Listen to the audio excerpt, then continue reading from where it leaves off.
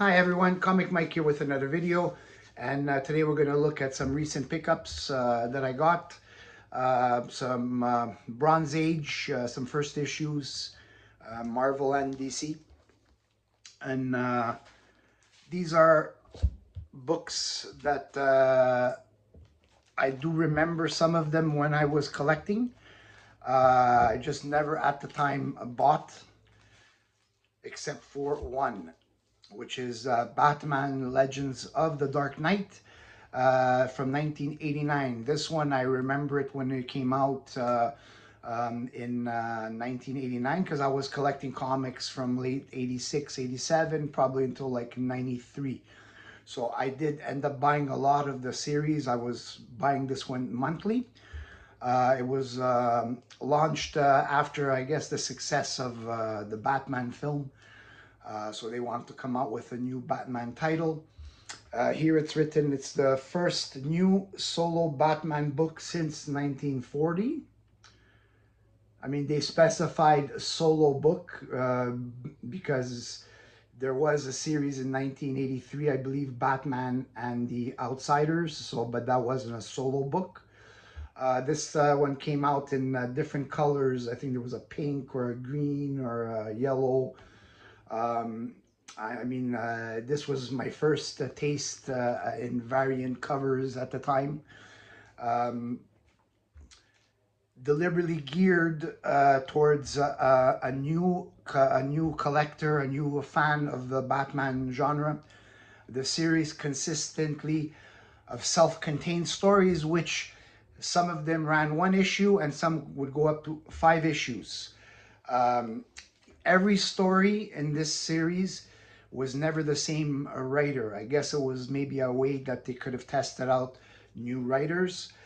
So every story is from a different writer, which was interesting. And I remember this series very well. Um, and it also, this one here also was a different paper stock inside. It was like a more of a modern version of a paper stock. They costed a little bit more at the time because I believe, like here it's Canadian $1.85, and I believe the regular price at that time was like a dollar or maybe like $1.25. This series ran roughly 215 issues. Now these ones were massively produced, so they never did get like a value where people were, because there were so many of them made. Next, we got the Uncanny X-Men number 288. This is, I believe, the first full appearance of Bishop. I'm not an X-Men guy. I have very few X-Men in my collection. I just happened to come across it, and I said, you know what, I'll pick it up. Script by Will Portacio and John Byrne. Cover Art Thibert. Now Bishop, from what I know, because I'm not an expert on Marvel, I mean, he never did end up becoming like a major character. I don't believe, maybe he appeared in some cartoons or something, but I don't believe he was ever used in the movies. Um, or I don't know if they plan to use him in the movies. Nonetheless, it's a very inexpensive minor key, so getting it will not break the bank. Next is a movie adaptation by Marvel Comics called Dragon Slayer. Really cool cover, this one. Love this cover. Now this movie is from, this one 1981. Now in 1981, I was watching a lot of movies, sci-fi, fantasy movies. I'm just trying to remember if I ever saw this movie because it does sound very familiar. Um, I'm gonna have to check if I can find this movie streaming somewhere, but really nice cover.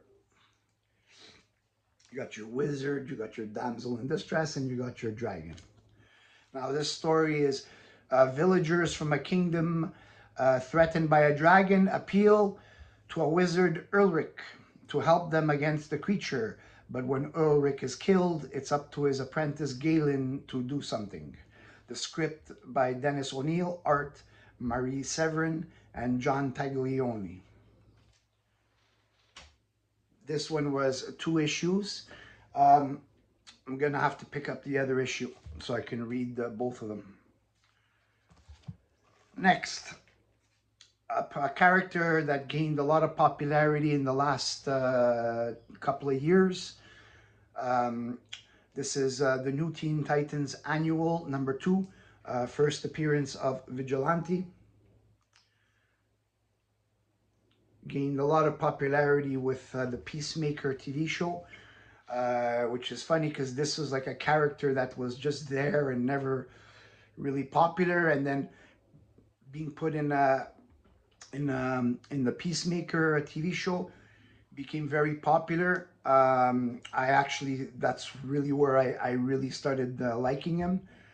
But before that, like, if you would have said Vigilante, like, no one really knew unless they were specifically a Teen Titans collector.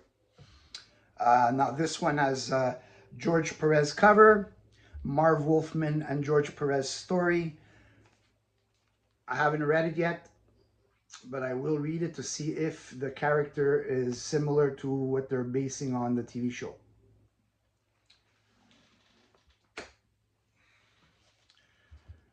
And the last one for this video, Rima the Jungle Girl #1 from 1974. This series ran 7 issues. Now, really nice cover. This is a Joe Kubert cover. You got your Jungle Girl, you got this leopard or panther or whatever, and we got ourselves a anaconda or some kind of snake. Really nice cover. Now, Rima the Jungle Girl, this is not her first appearance. She is actually quite an old character. Created by W.H. Hudson, a fictional character from 1904 novel Green Mansions, A Romance of the Tropical Forest. She did appear in several episodes of Super Friends, according to my research, between 1977 and 1980. Now, Super Friends was my favorite cartoon growing up. Now, to remember her, I don't remember her in the series. I'm gonna eventually buy like some kind of box set because I would really love to rewatch every episode of those. But if she was in there, that would be pretty interesting, because I don't remember, like, by memory, I cannot remember all these episodes. Also, this was a MGM movie that they made in 1959, and she was played by Audrey Hepburn. And she also appeared in a Classics Illustrated story from 1952. So she's been around for quite a long time, just never got to the upper level of comic characters or movies or whatever. But you never know, one day somebody might take her and turn her into like a star or whatever. But apart from that, it's a cool cover, very inexpensive key. I mean, you can pick up a very high grade copy, less than 20, probably like even $10 if you find the right place. This one, it's a high grade, but not like a 9.0, or it's probably maybe like an 8.5. I would put it like an 8.5. I'm fine with that condition. It's fine for me. But I picked mine up, I think, like $12 or $13 Canadian. So it's not a major cost to have this. And when I read the first issue, I'm gonna decide if I'm gonna continue the run, because there's only 7 issues.